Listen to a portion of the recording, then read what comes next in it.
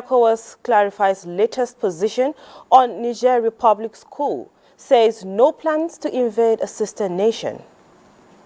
International Dog Day, the beauty, pain and love of the animal in focus. These and more on today's Panorama. I am Frama Panyi.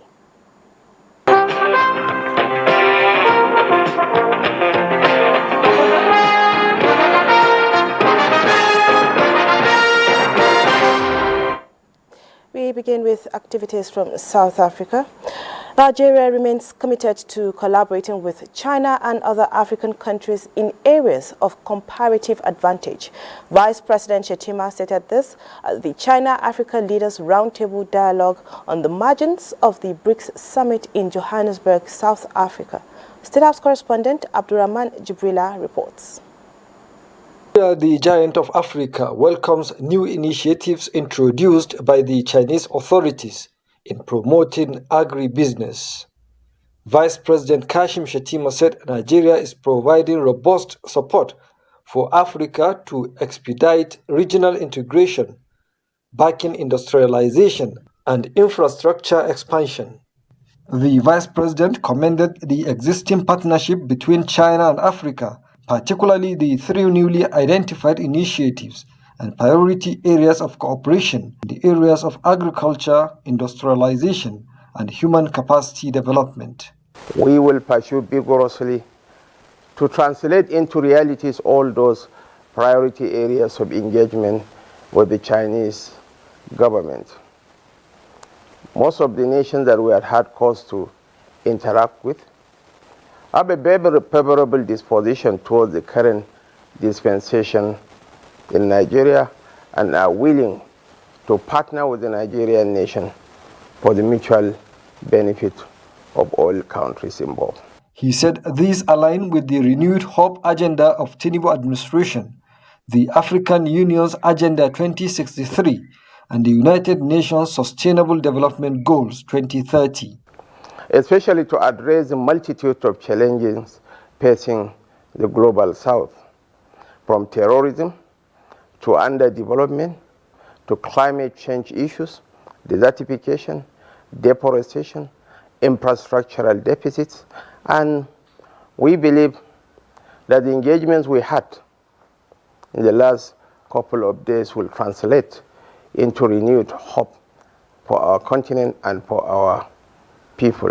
Vice President Shettima identified critical areas for the prevailing partnership between Africa and China to include fostering synergy among the pertinent national institutions tasked with formulation, coordination, and implementation of national policies in three priority areas of cooperation, and encourage efforts that promote African ownership of these initiatives. President of China and co-chair of the dialogue, Xi Jinping, pledged to African leaders who attended the meeting on the sidelines of the summit that China will launch initiatives to support Africa's industrialization and agricultural modernization. From Johannesburg, South Africa, Abraham Jibrila, NTA News. The ECOWAS Commission says all options are still being explored to restore constitutional order in Niger Republic. President ECOWAS Commission Omar Aliyu Toure, in a press briefing in Abuja, said ECOWAS is not planning an invasion of Niger, which is a member of its political community. Now, correspondent Fisayo Ogunfiye reports. It has been a tense few weeks within the West African community. The military disruption of democratic governance in Niger gave the ECOWAS authority of heads of state and government an uncompromising picture that a wolf was already in the yard. 4 out of 15 countries now in the grip of khakis was a threat it had to confront. The levers to push in the face-off seem to be the bone of contention, as the president of the commission says it has backed and will bite, but in the interest of the citizens within the sub-region. Omar Aliyu Toure says drums of war is not the only tune being played to bring Niger back into the West African party. ECOWAS has neither declared war on the people of Niger, nor is there a plan, as it is being purported, to invade the country. The ECOWAS Authority of Heads of State and Government has only activated a full-scale application of sanctions, which include the use of legitimate force. ECOWAS says it is employing elements of its instruments, including an engagement with military authorities as evident in its missions to Niger, seeking a resolution and a return to constitutional order. So while we are determined to bend over backwards to accommodate diplomatic efforts, we are not unaware of the true intention of some of the members of the military leadership. ECOWAS, however, maintained its determination to end the ugly trend of military takeovers in the sub-region. In Abuja, Fisayo Ogunfuyi, NTA News. And in other news, President Bola Tinubu has approved the appointment of Mojinoluwa Dekalu Thomas as the new Managing Director and Chief Executive Officer of the Nigerian Electricity Liability Management Company for a term of 4 years. Mojinoluwa Dekalu Thomas has served as the acting MD CEO of NAMCO since the tenure of pioneer NAMCO MD CEO Adebayo Fagbemi, which ended on May 8, 2023. Furthermore, her previous interim role and new substantive appointment has created a vacancy at her previous position, Executive Director, Liability Management. President Tinubu has also approved of the appointment of Dimla Joa Inchine to serve in NAMCO as the substantive Executive Director, Liability Management. By these directives of the President, these appointments take immediate effect.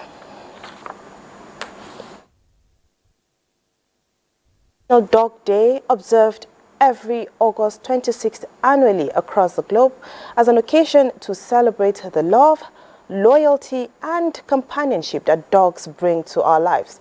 The significance of the day is to highlight the conditions of hundreds of dogs who are in need of being rescued as they are deprived of proper care. The main aim of International Dog Day is to encourage people to take care of these needy animals.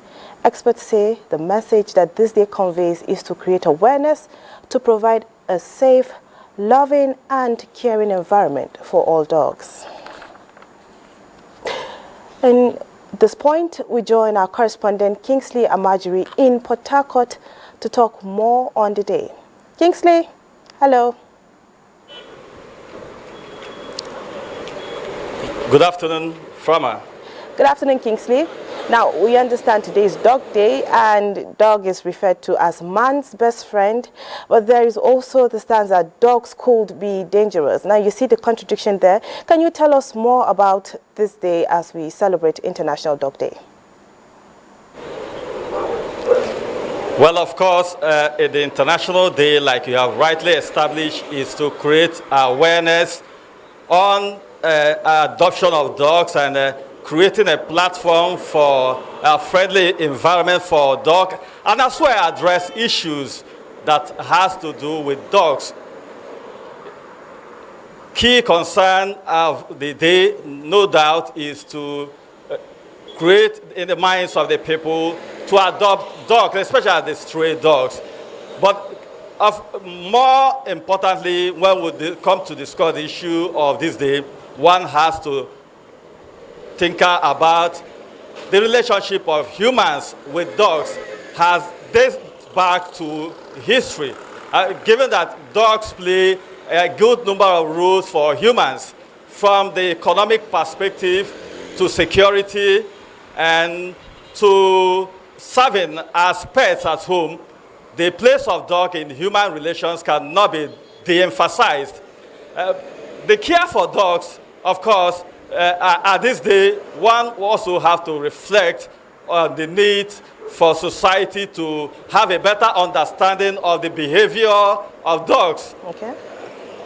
Key to some of the residents, many do not have this affection for dogs because of poor understanding of dogs and the behaviors of dogs. Like you rightly pointed out, talking about aggression. For those veterinarians have interacted, dogs could be friendly if you have a better understanding of them and also care for them. And it is very, very pertinent for society, government, and individuals to have a greater understanding of the way dogs behave and a way to also relate with them. Talking about care for dogs, most people don't also know that when you care for dogs, they tend to have a good relation with the human and also serve humanity better. Okay. Now, One key issue on this day that we should reflect is the care for the well-being of dogs. Talking about how many of us those show care for dogs, what they eat, the environment where we keep them, and also their health. These are key pertinent issues we reflect on these days. Okay. Now, I see you standing in front of a vet clinic. I believe you have spoken to a vet. Now, what about the issues of rabies and other negative consequences of keeping dogs as pets? You know, sometimes we just keep these dogs and, like you rightly said, we do not understand the proper way to go about caring for them. What do the professionals in this field have to say about this issue? Okay, I've interacted with some veterinarians. They say you could keep any kinds of dog, any species of dog, but at the tender age, you should be able to separate those that will have aggressive tendencies. Okay. They serve more as pets when they are very more tender. But then when, at this point, let me get a veterinarian. Okay. Let us also get our perspective talking about the care for dogs. Here is Dr. Onyechi Onwuzike. Dr. Onyechi Onwuzike would like to get your perspective talking about the care for dogs, especially why do some dogs tend to be aggressive? Okay, why some dogs tend to be why some dogs tend to be aggressive? Naturally, the aggression of dogs is natural. Okay. But some dogs tend to be more aggressive than others. It's just like the different, just like in human beings too. Different human beings have different characters. So different dogs have different characters too. But aggression, a dog that will be aggressive, that will be too much aggressive, most times you notice it at puppy stage. If you are training a dog at puppy stage, you can be able to control the aggression to an extent. And when an adult dog is already fully formed and is aggressive, it's a bit more difficult. It's not impossible. You can train the dog, but it's a bit more difficult to train than when you are raising the dog at from puppy stage. There's also this concern that when dogs are hungry, they tend to be aggressive. They cannot even attack the owners. How do we care for the food needs of dogs, especially this time that the economics are very, very challenging? Actually, puppy dogs, a dog that is less than a year is referred to as a puppy. But if they are more than a year, they are adults. Puppies tend to eat more than adults. Adult dogs, you can rationalize their food because they have already attained their normal growth. You can ration their food so that they will not be. Some adult dogs can eat once a day, but that once a day, it has to be a balanced meal. It has to be a balanced meal, not about the quantity now, but the nutritional content of the food. All right, you've gotten some of the insights from Dr. Onwuzike talking about the care and the feeding of dogs. In all of these, there is need for society to be encouraged to have more love and care for dogs, to make them more friendly and serve humanity better. Thank you very much. Thank you very much, Kingsley. Thank you, Dr. Onyechi, for sharing with us tips on how to care for dogs. We take a break on Panorama continues shortly. Stay tuned. The counsel of our fathers. I will urge and advise our younger generation to use talent and brain to sort out problems, not arms. Nigerian youths, let's build our nation. My advice to these young people is please do not take us back to those harrowing days you probably do not know what it is. I believe we have fought one civil war too many in this country. So those who experience it will run away from it. Nigerian youths, let's build our nation together.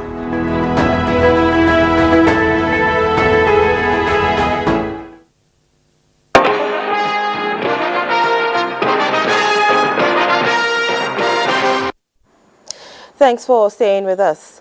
Now, the Chief of Defense Staff, General Christopher Musa, says criminals in the recent killings of officers and soldiers in Niger State must be traced and eliminated. Defense correspondent Ismail Musa reports that General Christopher Musa gave the assurance at the burial of some of the casualties at the National Military Cemetery in Abuja.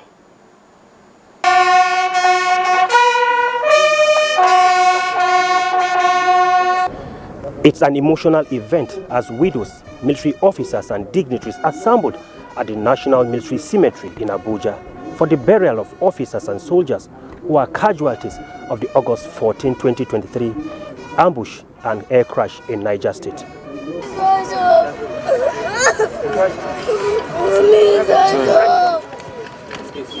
20 out of the 36 casualties have been buried at this National Military Cemetery, while others have already been laid to rest in other locations. We must avenge this. Those that did this and those that have continued to kill our men, wherever they are, we will get them out, we will smoke them out, and we ensure that they never have opportunity to kill any other person. That I assure you. To our fallen heroes, we say thank you. Thank you for your unwavering commitment to duty, your sacrifice and your love for our nation. You fought bravely and your courage will forever be remembered. To the families who have lost loved ones, no words can ease your pain, but we hope that you will find solace in the knowledge that your loved ones made an indelible mark in our nation's history.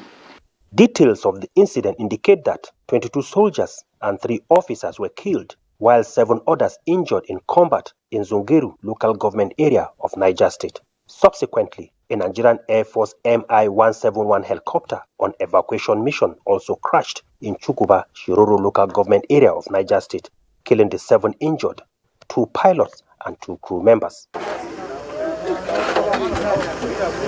While investigations are on to determine the cause of the NAF Mi-171 crash, the Defense Headquarters stressed that no group will strike at own troops without great consequences. From the National Military Cemetery in Abuja, Ismail Musa, NTA News.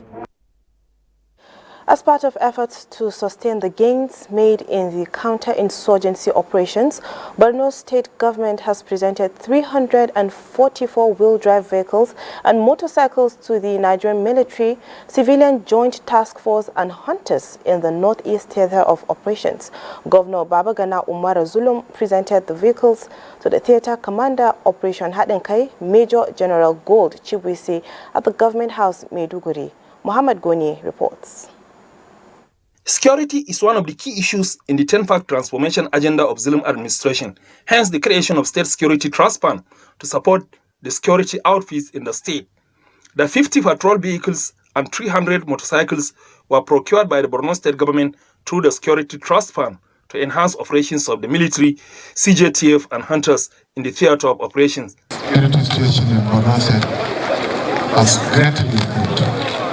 I want the community to give maximum cooperation to the Nigerian Army and other paramilitary. Very good that have been given to us. I can assure you, Your Excellency, they will be put to appropriate use to further improve the security situation across the state and even in the wider northeast. The governor also assured that the logistic will also be extended to police and other security outfits in the state in the next phase of the exercise.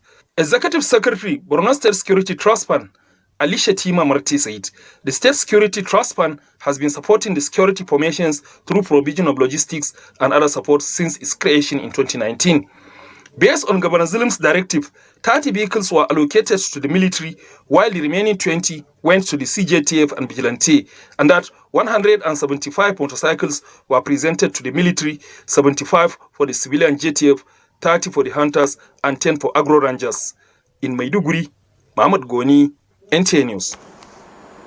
Away from security now to empowerment, the enthusiasm of Nigerian women to embrace ICT is a national resource that will not only help in bridging gaps in digital literacy, but also expand the frontiers of development in the country if well tapped. Nigeria's First Lady Oluremi Tinubu stated this at the closing ceremony of the Maiden Renewed Hope initiative alongside NIDA Women ICT Training and Empowerment in Abuja. State House correspondent Adeni Itaiwo reports that the first batch of 35 participants went home with take-off fund and a laptop each. They came in as rookies 5 days ago, but with their eyes and mind set on acquiring requisite skills in ICT. And as shown in their own testimonies, they were not disappointed. The collaboration between Renewed Hope Initiative and NITDA provided them the right platform. And here they are, fully baked, ready and raring to go. And this is my evidence. This is what I've designed. And as a copy editor, I have joined one of the biggest online platforms for freelancers. I've also learned how to promote my services through social media platforms and websites. This site is a cheering one for the First Lady Oluremi Tinubu, whose vision and compassion for women yielded these fruits. The importance of digital literacy and its role in fostering economic independence cannot be overemphasized. In a world driven by technology, these skills empower women to take control of their lives, contribute to their communities, and seize opportunities. As they step out one after the other to collect their laptop and a seed fund of 100,000 naira each, they also got an icing on the cake with these inspiring words of advice. Remember, the road ahead might be challenging, but it is your commitment and determination that will make the difference. It is my hope that you will go on to achieve remarkable feats. For the Minister of Communications, Innovation and Digital Economy, Bosun Tijani, this venture will certainly serve to boost ongoing effort by the federal government to bridge digital gaps and set more women on a path to engage in local and global digital economy. This program represents a critical step in this direction, but also aligns with two priority areas of the President Bola Ahmed Tinubu's Renewed Hope agenda. The first one being the investment in the digital economy to empower Nigerians with new skills but also sustainable jobs.